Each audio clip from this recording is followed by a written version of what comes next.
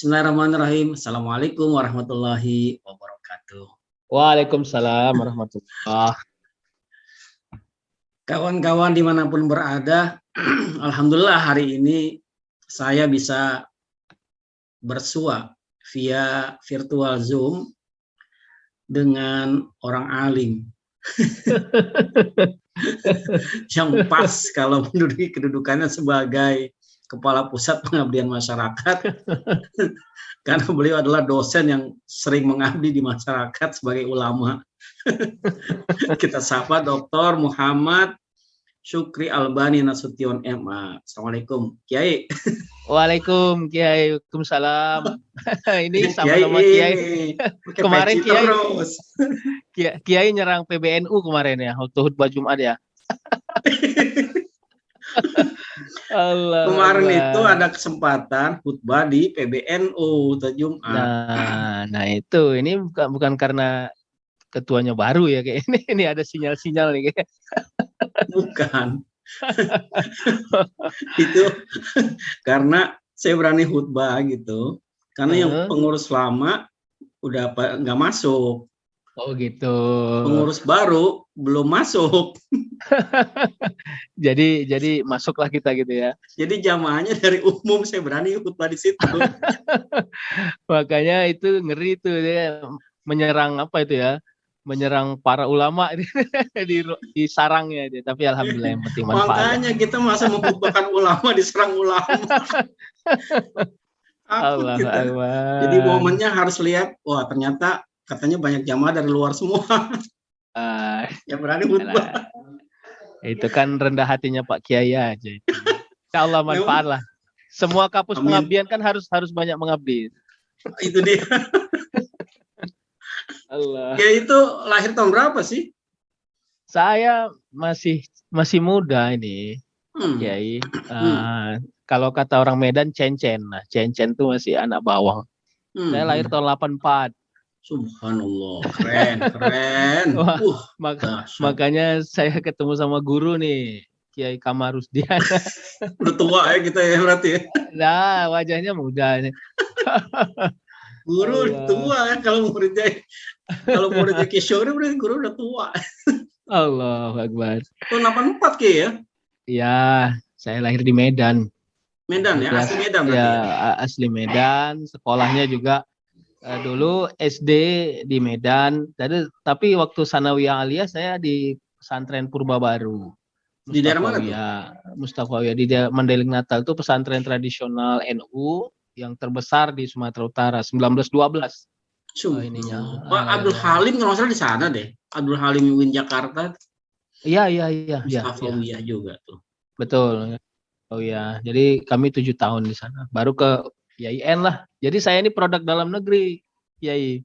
Saya S1, S2, S3-nya produk IAIN Sumatera Utara. Iya. Berarti S1-nya tahun berapa, Kiai? S1-nya tahun selesainya 2006. 2002 masuk, 2006, 2008 selesai S2 Hukum Islam. Nah, baru 2012 masuk di S3, 2015 selesai. 3 tahun, cepet dong. Keren. Standar lah.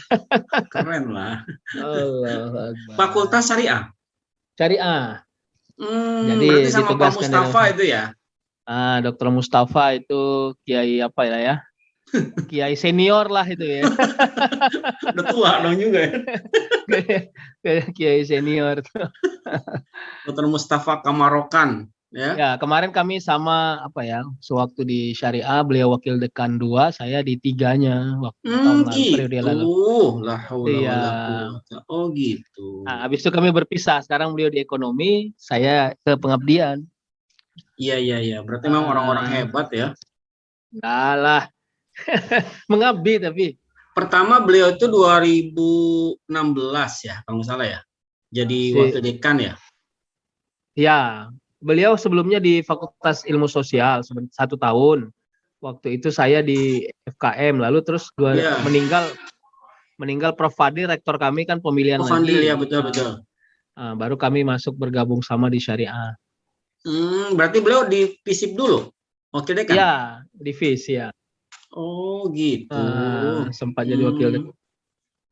Saya kan sekamar tuh Ge sama beliau. Ya, iya, itu beliau bilang tuh pokoknya kalau ke Win Jakarta harus ketemu sama Kiai Kamarudin. Kalau enggak sah itu keberadaan. Jadi saking pentingnya beliau ya, pemilihan wakil dekan ditunda dulu ya.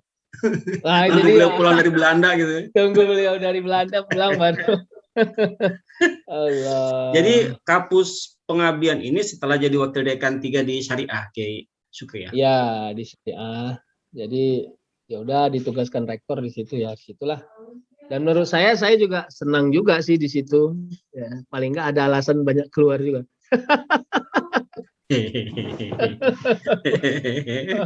Iya, kemasukan kan keluar mulu. Ya Allah. Ya Allah. Ini kalau dipublish gawat nih. Ini dipublish ini, Kiai. Nggak apa-apa. Ini kan kalau sesama kapus pengabdian udah paham lah itu ya. Memang tugasnya harus keluar kan, eksternal Iya. internal.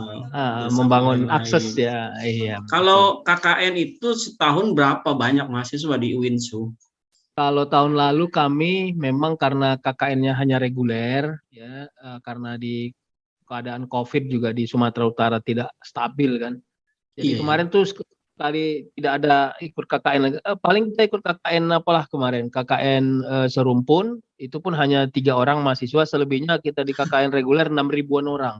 6.400. Masya Allah. Wah. Dahsyat. Itu pening juga ngelolanya.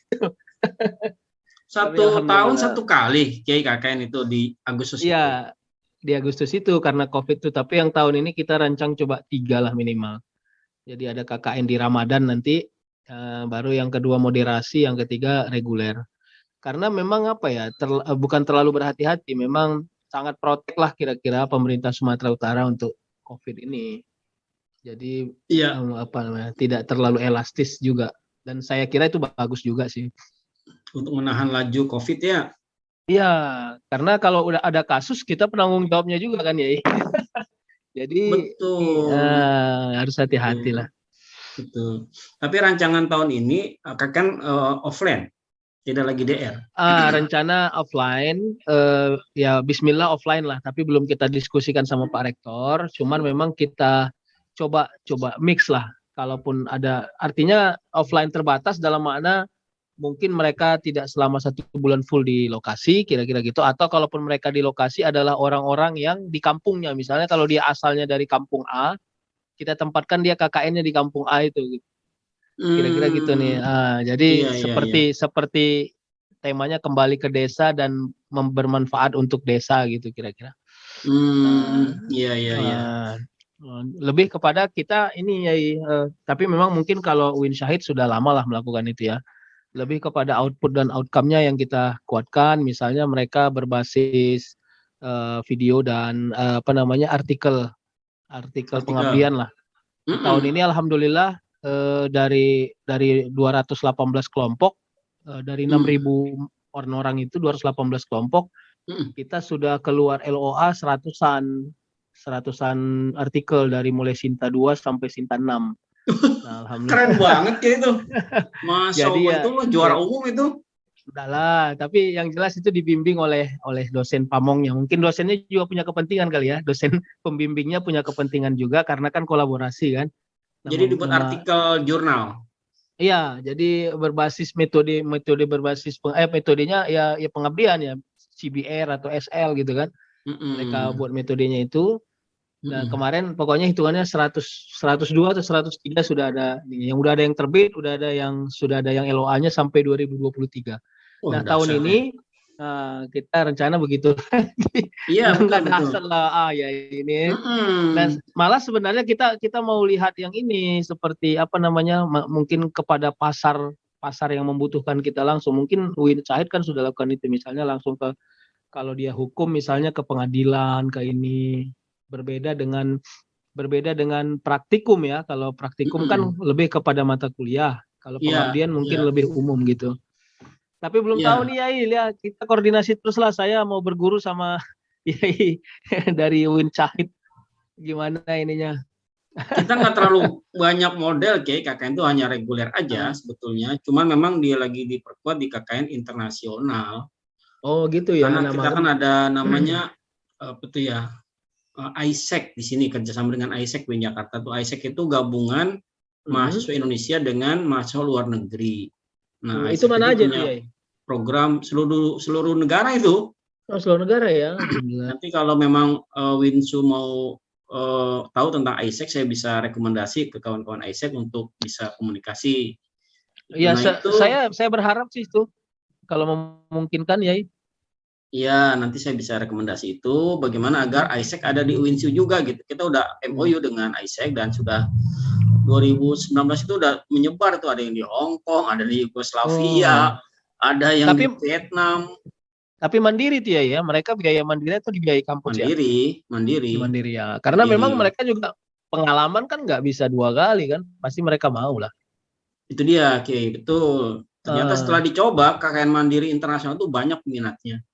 Nah itu dia. Jadi semacam orang tua itu membuka jalan anaknya itu agar bisa tahu bagaimana situasi di luar negeri gitu. Untung-untung atau bagus-bagus tuh bisa tahu kampus-kampus di luar negeri gitu. Betul, kecantol di sana buat lebih bermanfaat lah ya, buat nyambung kuliah atau kerja gitu ya mungkin ya.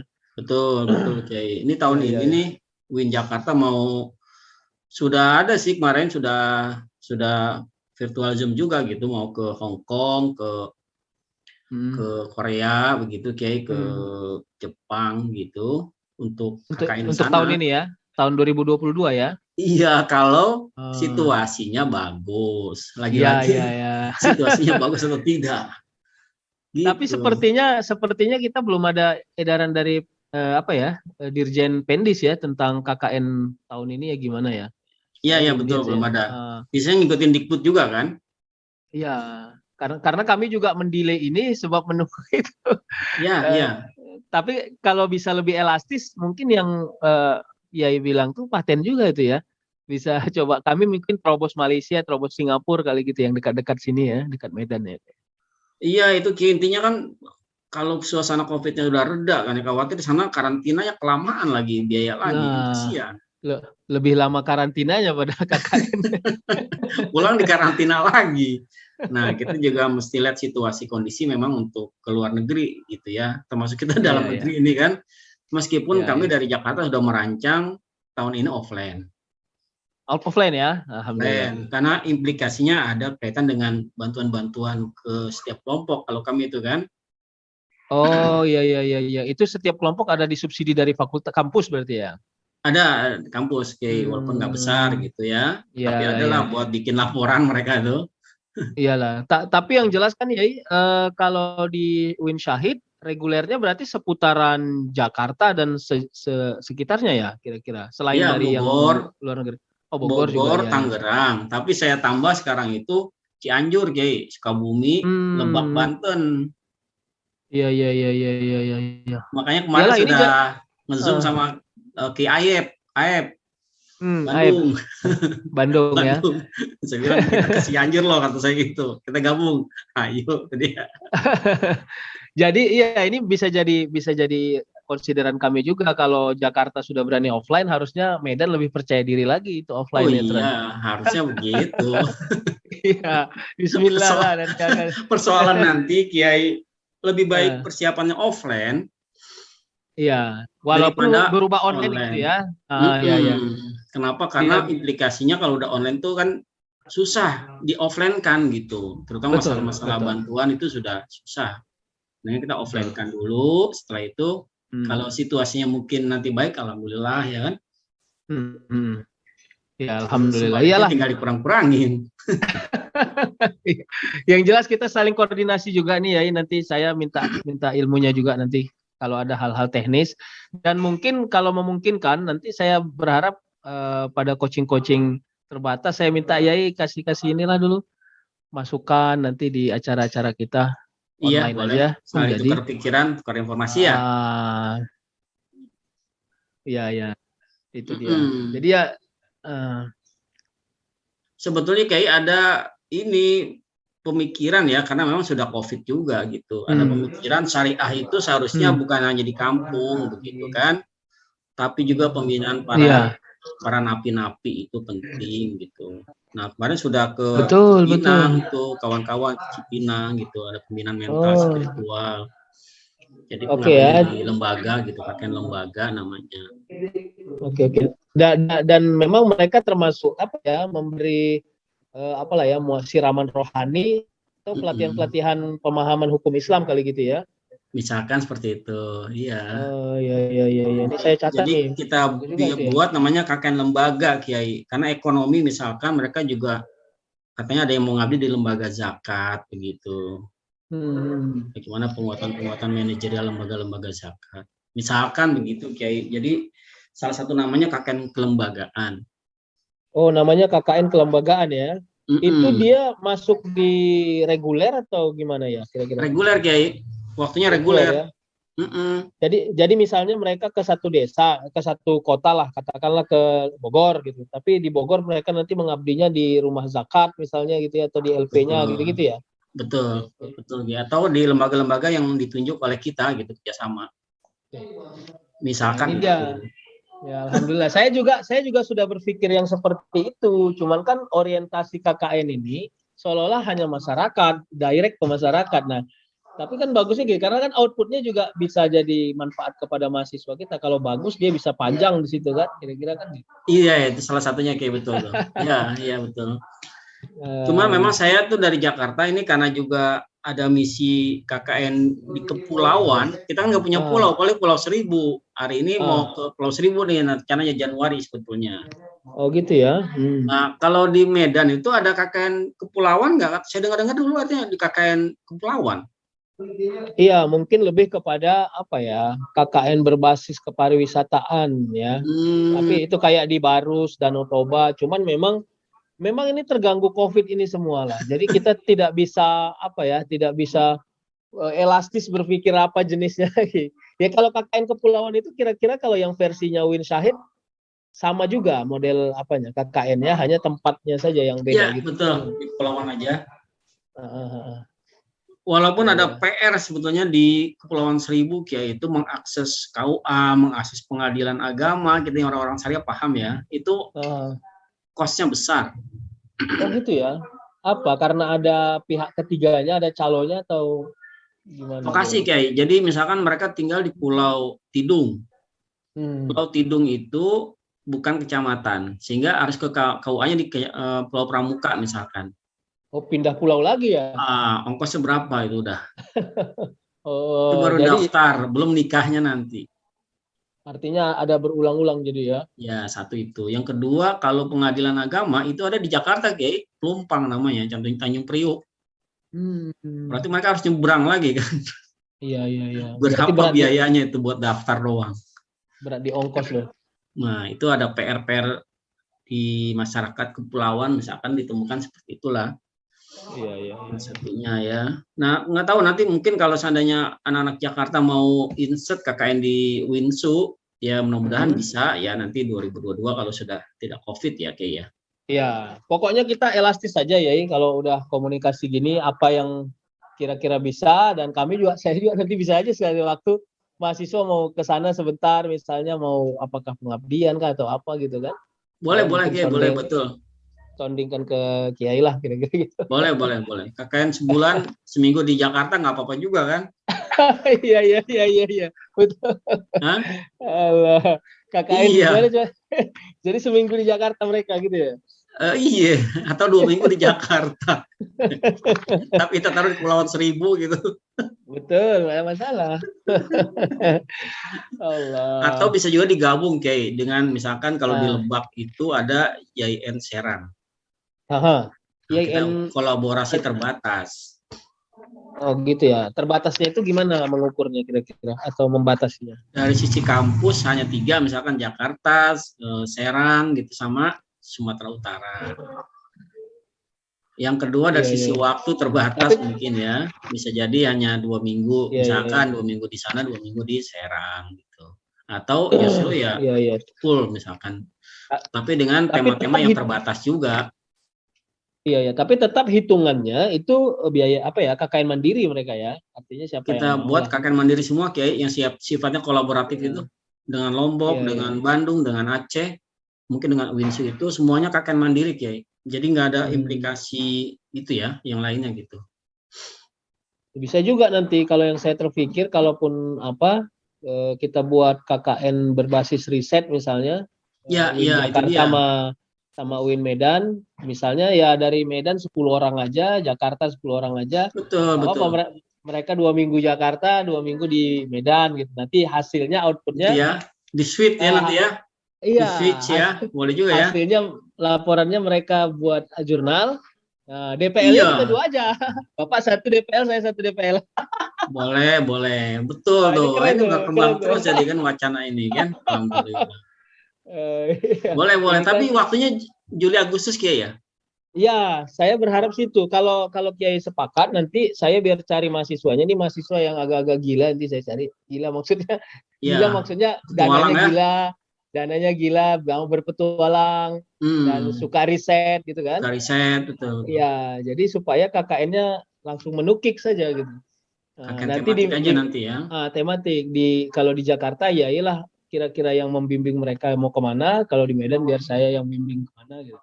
Boleh, Hasil boleh, mereka boleh. hasil mereka nanti mereka akan buat laporannya berbentuk riset kira-kira gitu. Siap, siap Kiai. Mantap nih. Wah, inilah Pengabdian buah dari masyarakat berbasis riset nanti kan intinya kan. Iya. Ini buah dari silaturahim nih. Jadi Allahu Akbar. Memang harus ada komunikasi intinya ya sebetulnya. Jadi banyak Betul. ide-ide yang keluar sebetulnya ya. Iya. Jadi kan katakan gitu ya, enggak bisa kita berpikir sendiri, harus punya banyak kawan. Iya. Betul, betul Kiai. Terasa betul kalau kita di pengabdian tuh. Iya. Tapi ya yang saya bilang ini saya serius loh. Jadi nanti kita follow up lewat WA. Iya, Kiai. Siap. Saya kira 10 orang aja, nggak usah rame-rame kali. Jadi 10 dari Sahid, 10 dari Medan, Siap, mereka siap. 20 aja.